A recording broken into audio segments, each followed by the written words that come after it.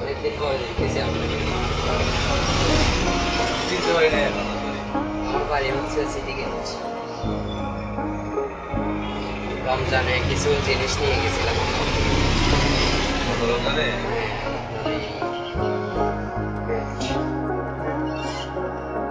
মনে নাই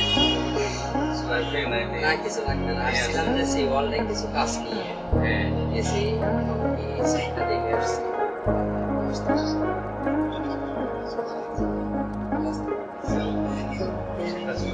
ওইখানে আপনার ওই রঙের কাজ চলতেছে।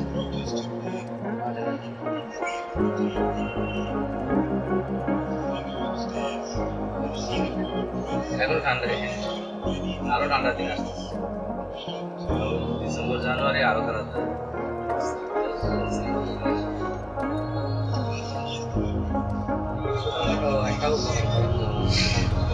বেজে গেছি আমি, বাসার থেকে বের হয়েছি যে 6টার দিকে বের হয়েছি, মানে একটা ফেলে আসছি।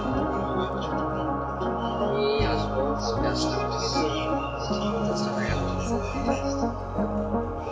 কথা বললে বিশ্বাস করবো না, আমি এখনো বলি কটা বাজে? একটা বাজে। একটা বেজে গেছে। কোনো কষ্ট নিয়েন না, সমস্যা নেই। আমি পারলে বডি করতে পারলে আপনাকে দিতে পারতাম।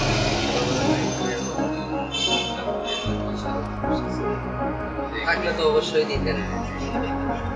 চাটা খাইছি না, এটা আপনি তো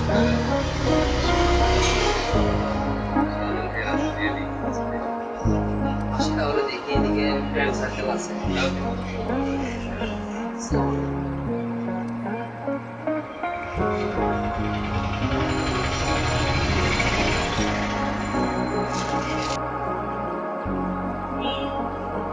ওকে, আর যাই হোক, আমার কিন্তু এই ছেলেটাকে প্রথমেই সন্দেহ লাগছে।